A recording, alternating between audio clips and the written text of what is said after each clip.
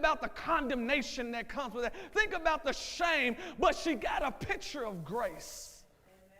And she went after grace so much. And watch this, here's the amazing thing. If she would have touched anybody else, they would have been considered unclean. For to touch her would have make you unclean. And in those days and times, you would have to get away from everybody for at least 7 days to be ceremoniously clean. But watch this, when she touches Jesus, because she touches grace, she does not have the authority or the power to defy the King of Kings and the Lord of Lords. Because of who he is, he's not defiled.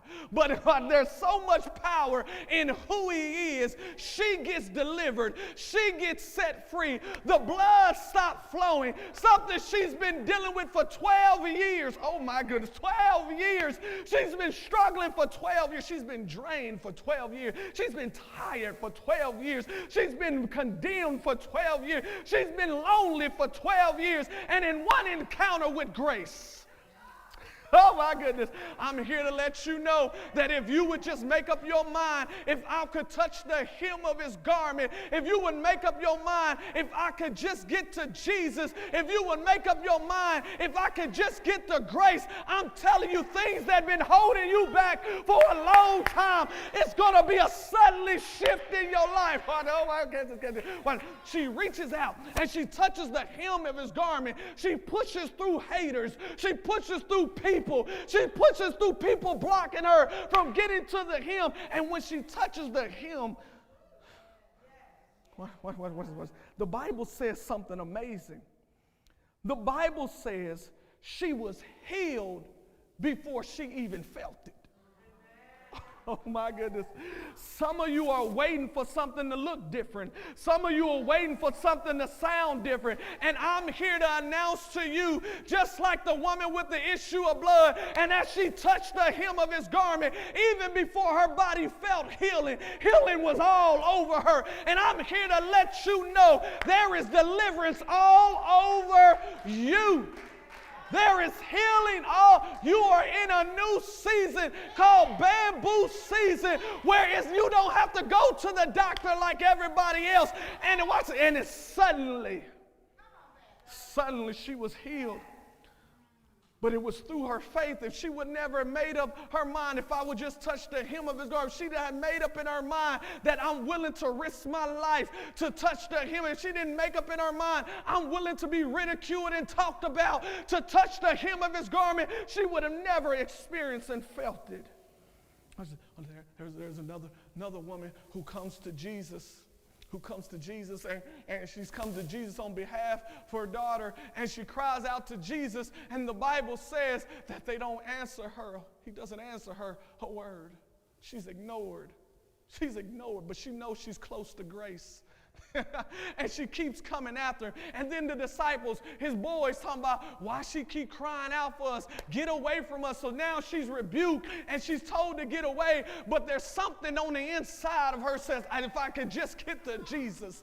She finally has a conversation with Jesus, and Jesus says something that many of us think was a degrading term. He says, but in Matthew 15:26, they don't have this on the screen, it says, but he answered and said, it is not good to take the children's bread and throw it to the little dogs. And many of us have preached, and I've said this, he called her a dog, but yet in spite of that, what we don't understand is that wasn't necessarily an attack on her. It was really a conversation about timing. Catch this. It was a conversation about timing. What Jesus was saying was, it's not my time to do what you want me to do. Why is that? Because if you go to Matthew 15:24, he says, but he answered and said, I was not sent except to the lost sheep of the house of Israel. What he is saying is, in this moment, in this time, my focus is not you. You're not part of the Israelites. I'm coming to rescue them first, and then it's going to go to everybody else. But she completely ignores that. I could catch this.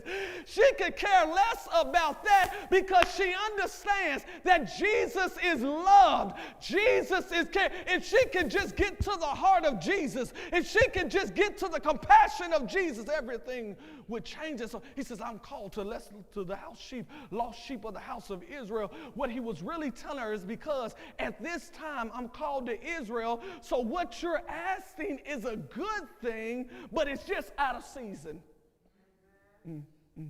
It's not my time to do miracles in Gentiles. It's not my time to do miracles in those who are not part of the house. Or am I speaking to some people who have been told it's not your time? Am I talking to somebody who says it's not your turn, this is meant for somebody else, and you've been pushed aside, and you've been the reject, and you've been the outcast, and you've been forgotten? But watch this. Because of her faith in Jesus, because of her faith, Jesus does what she asked for him since Jesus is grace. Her faith pushed her outside of time, space, and matter to bring the supernatural manifestation into the now. So what wasn't her time, because of her faith, it became her time. Oh my goodness. And she gave the coldest answer. There are two answers that I just love in the Bible. Ezekiel, when the dry bones, he gave him the vision of the dry bones, and God said, can these dry bones live? And Ezekiel responded, God, you know. Well, this one's probably my number one answer, because remember he said, why give the children's bread to the little dog? This homegirl, she was probably a sister. This homegirl, she responded, her response was cold. And it says, and she said, yes, Lord, yet even the little dogs eat the crumbs that fall from the master's table. You're not catching that. You know what makes that so powerful? What she was saying is, God, Jesus, what I need you to do is crumbs for you. Oh my God. And I'm here to let you know the very things that you need God to move and do in your life is just crumbs for him. It's not even big. He don't even really have to turn your way if you can just get close to him. Oh my God. She says, even the dogs can eat the crumbs that fall from the master's table. God, what I need you to do, you don't even need to use a whole bunch of your power to. God, you don't even need to show up to my daughter. You don't need to lay hands on. God, you don't even need to speak word. If you start thinking that she's healed, oh my, you need to say, well, because here's the problem with many of you, because you still stuck on the little girl. I'm trying to get you to put yourself in the place of the little girl. Whatever you need God to do, I don't care if it's spiritually, physically, financially, emotionally, professionally, whatever area of your life you need, it's just crumbs to your God. Why am I saying? Because your God is so big. Your God is so great. Your God is so powerful. Can I call and the testimonies of others? Israel said, hey, our God is so big that we was in captivity, we was in bondage, we was in slavery, and the king of Egypt didn't want to let us go, and he sent some plagues through. And watch this.